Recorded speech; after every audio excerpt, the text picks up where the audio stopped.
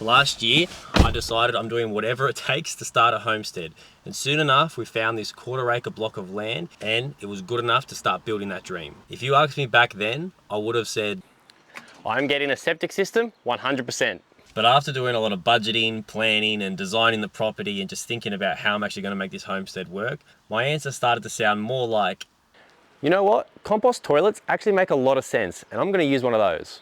But then I started to do my research on grey water systems, engineering, council permits, and trying to find a plumber that can actually install this stuff. And now my answer is, I actually have no idea what I'm going to do.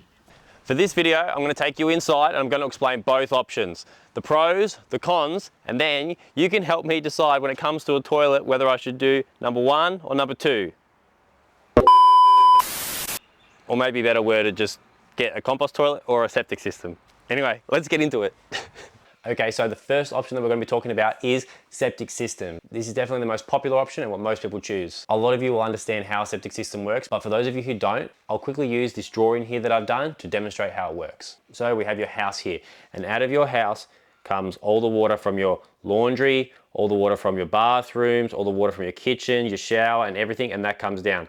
Now, a septic system also takes all the water from your toilet, so then the grey water and the black water, all the water from your house into this tank here, and this is the septic tank. There are a variety of options for septic tanks. How well it treats the water is another conversation. Either way, a septic tank or a treatment tank treats the water, and then that water goes through the pipes into your backyard. Now, somewhere on your property, you need to have this. Your backyard needs to have some sort of trenches, or drip irrigation, or a sand bed with aggie pipes, or some sort of leach field, an area where all that water from the septic tank comes out and it drips out through the pipes into your backyard.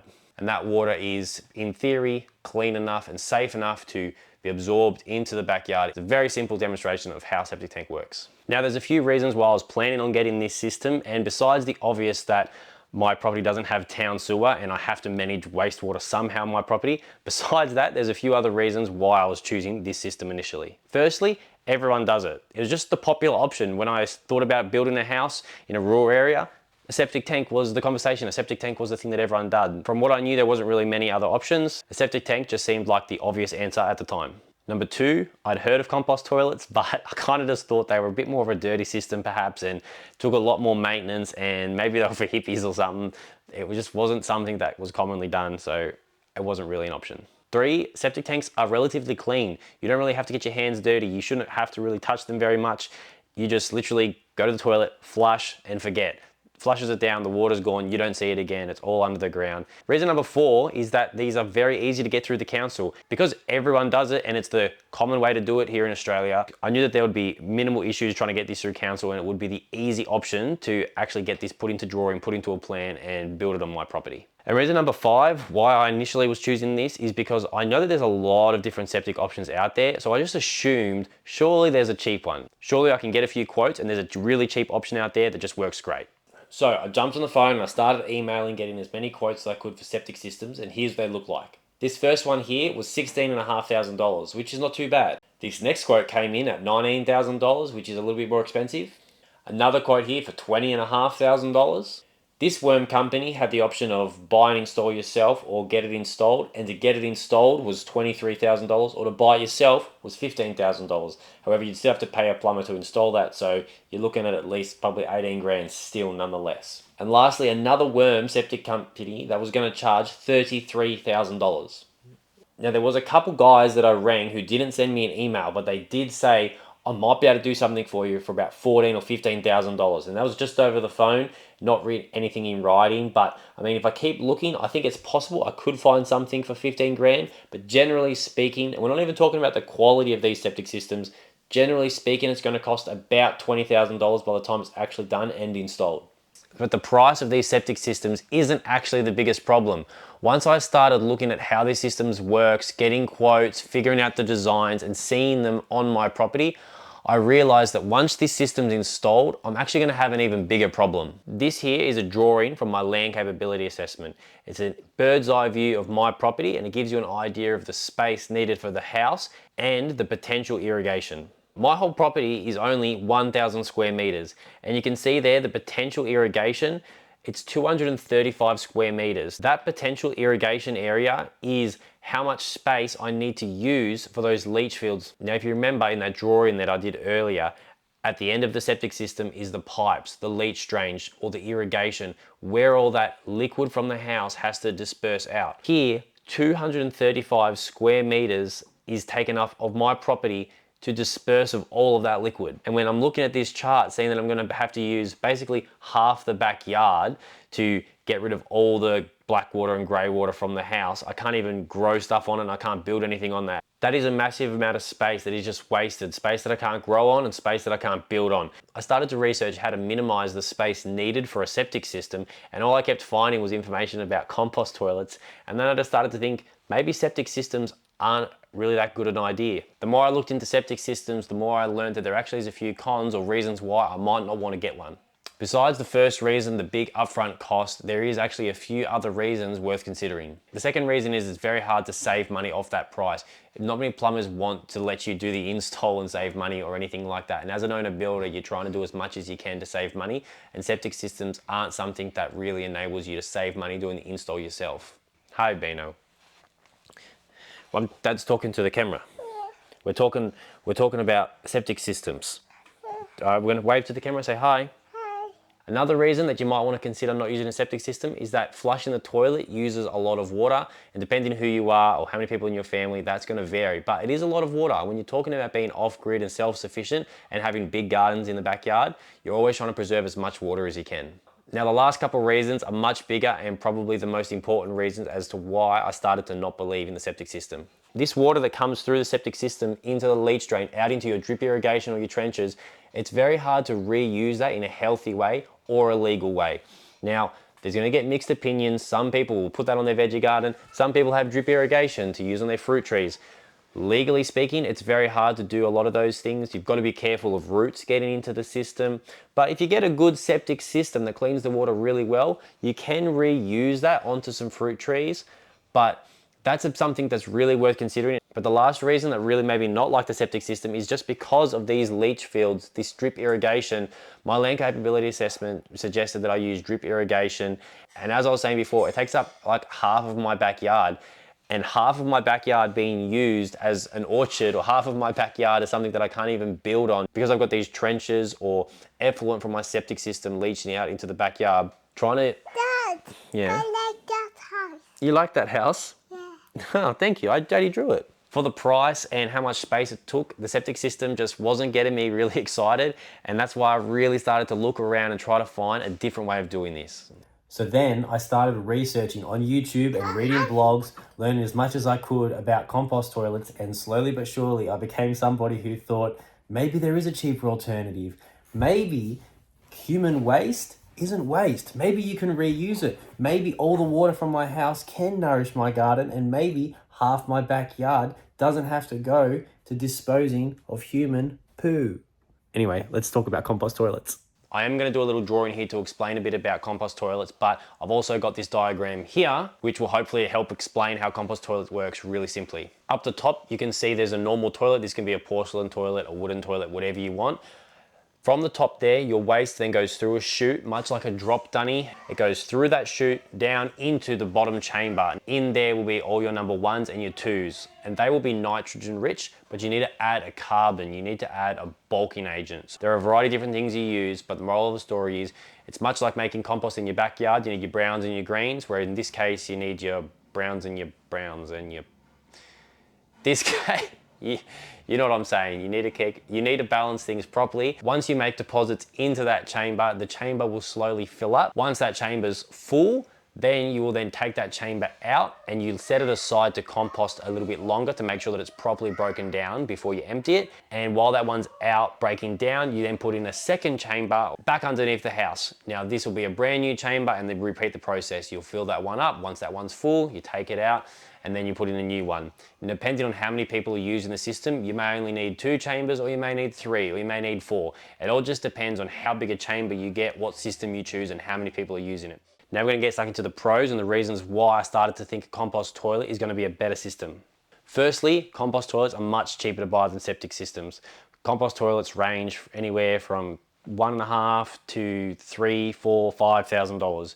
And there's lots of different systems, but moral of the story is you can get a compost toilet much cheaper. Number two, compost toilets don't use water to flush. So over the course of a week, a month, a year, you're saving a lot of water. Number three is easy to install. A compost toilet doesn't require large machinery, doesn't require digging massive trenches. Generally speaking, they're not too heavy. And even though you still need to have drawings, engineerings, and all your planning approval, it's much easier to find a plumber who's going to let you do a DIY install on a compost toilet, and anything you can install yourself is going to save you money. And now I'm going to use the drawing board here to help explain this next point. If you can see in my little drawing here, with a compost toilet, all of your black water, so your poos and your wees, they're caught and they're separate and they're isolated. So all of your black water is here and your grey water is separate. So now with a compost toilet, this humanure or composted human waste, or whatever you want to call it, once it's broken down, once it's composted, you can specifically choose a spot to dig a hole and bury it. If you have a beautiful little fruit tree over here, you can dig a hole and then bury the compost there.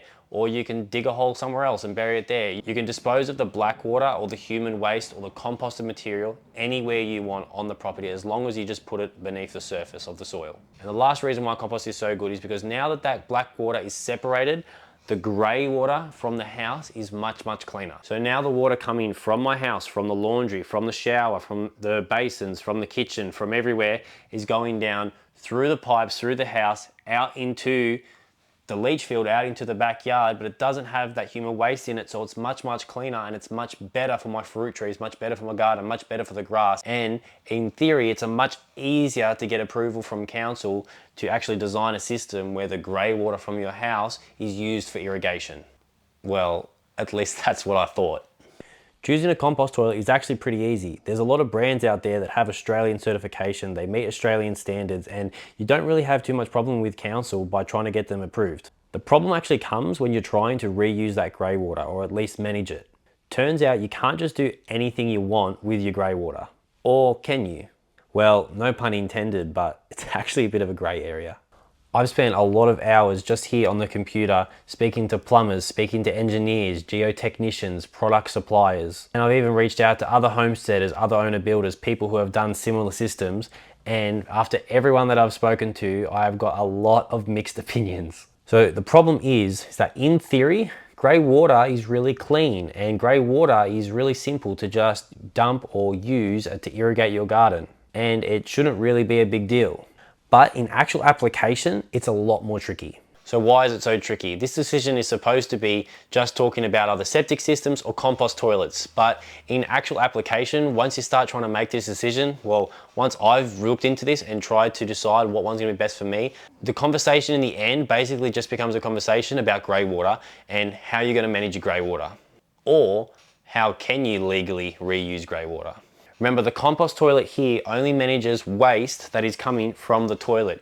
You still have to have a system for all the other water from your kitchen, shower, toilets, laundry, everything else coming from the house, and you still have to have a way of disposing of all of that liquid. Whether you're just dumping it in the ground and you don't want to use it, or you want to use it in your garden, you still have to have a system designed to deal with all of that liquid. To build my house, everything has to go through council and I have to get permits. And for my application to the council, it has to show the drawings and the plans of how I'm going to deal with this grey water. I need to have detailed plans showing exactly how I'm going to manage all that water. The system that I use has to meet Australian standards. And I also have to have a licensed plumber who is willing to not only do the job, but sign off on it. And organising that is much trickier than you might think. Now you might be thinking what I was thinking, easy peasy, don't you just put all the water down a pipe and into the backyard and just dump it there? It's only grey water, it doesn't really matter, does it? That's what I used to think too. I thought this would be really easy, but it's actually really hard to try to find a plumber that will actually say it's that easy, or that will sign off or do a system like that and actually tells you that they think the council will approve that kind of system. I've tried to ring so many engineers who have possibly designed some sort of system like this to try to help me design something. I can't find any engineers, in Victoria anyway, who have done this before. I've rang so many plumbers trying to find someone. Most people have never done anything to do with compost toilets or grey water, and I found a few plumbers who were interested in having the conversation, but most of them said, no, it's not possible and it's not legal and it's going to cost you more money than it's worth anyway. All the plumbers that I've found have said that I'm wasting my time, it's pointless, and I'll end up spending more money than I want. Or if I try to put through a cheap system, it'll just get denied by council. I did find two systems that seem to be the popular cheap method that people are using, and I'll quickly show them to you now. The first thing I found that people have been using to get through council in these niche situations is the grey to green system by a guy named the Water Wally. And I think his name's actually Anthony, but anyway, they call him the Water Wally. And this guy's designed a little thing. You can download it from his website. So you go to the Water Wally website, you can check it out and you can download this. In this grey to green system that you're looking at, he has diagrams, systems and instructions on how his system works, and even outlays how to help you get this system through the council. It's a very basic system. It goes from your house into a large settling tank, and then from the large settling tank into big absorption trenches. There are some pros with this system, some cons with this system, but ultimately it doesn't seem crazy expensive. It does seem like a cheap system, and I have heard of people getting it through the council, but at the moment I'm not planning on using the Water Wally system, but it is worth looking into if you're interested in this type of stuff. The next most popular system that people are using for grey water treatment, this is used a lot and especially in Queensland, is the GWS 10. This is a primary treatment filter designed specifically for grey water.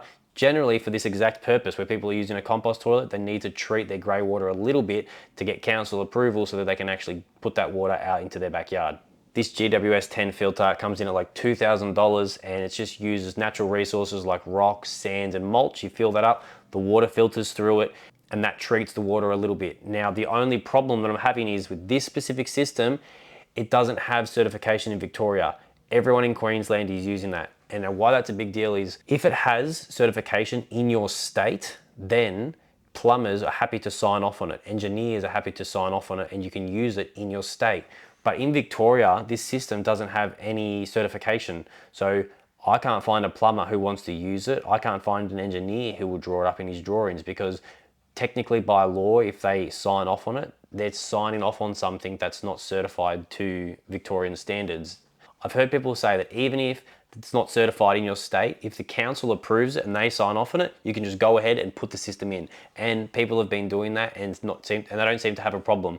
I'm a little bit more hesitant to do it because obviously I'm documenting the whole thing and I don't want to do anything that's illegal. I don't want anything to come back to bite me, and I want to try to find ways that actually has approval and ways that actually works, and I don't have to worry about whether or not the council are going to approve it or not. I want to just make sure that it is a legal system and it's something that other people can follow as well. I'm not saying everyone using the GWS 10 is doing it illegally. I'm just saying it's a bit of a grey area, and I don't have enough confidence in this system at the moment to go ahead and use that in my property. But it definitely is the most popular way people are managing their grey water.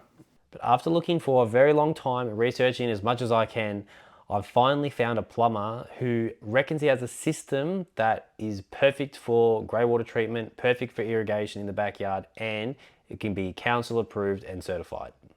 So here is the system that I'm planning on using. If you go to the Greyflow website, you can see on their products, it's called the Greyflow PS2 stage install. On there, you can watch a video exactly how the product works.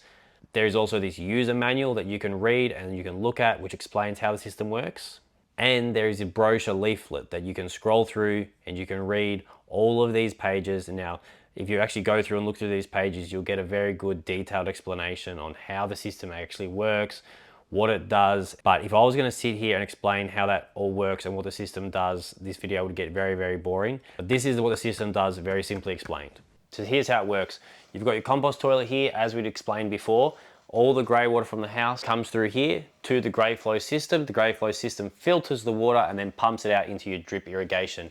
Now the drip irrigation, rather than it being the 235 square meters that it had to be before, this system here can be reduced down to 80 square meters, which is much, much, much smaller, and it's much easier to get council approval to reuse this water because, again, it's grey water and it doesn't have the black water in it. The other notable thing that is worth mentioning with the Greyflow system is that, like basically all Greyflow systems, or any grey water system for that matter, it has to have an overflow. So when there gets gunk or build up or dirty water or system failure with the Greyflow, it has to have an overflow trench.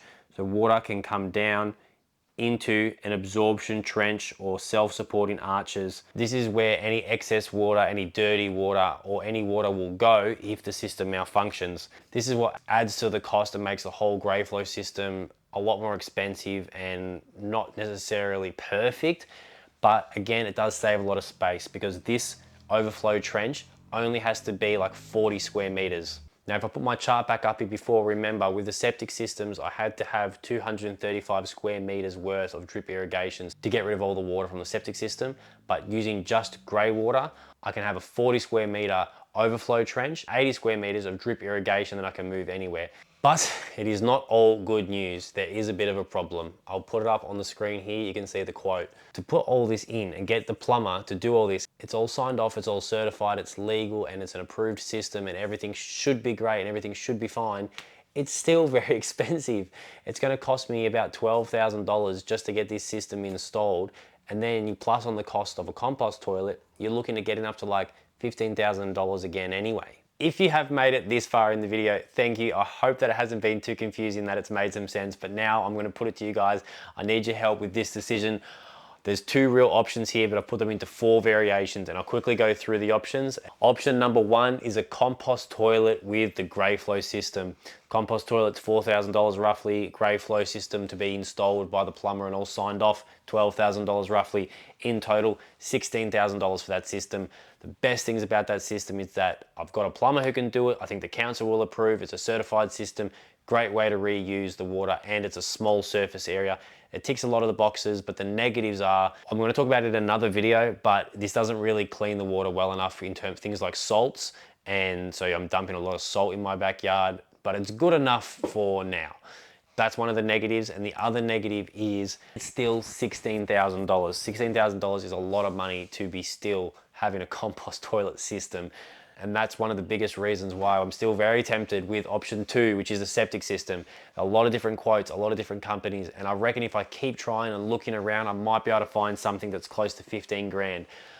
But I'm going to leave it as 15 to 20 grand because I'm guessing the $15,000 system is going to be not that great, and maybe I'll get tempted to do a better one.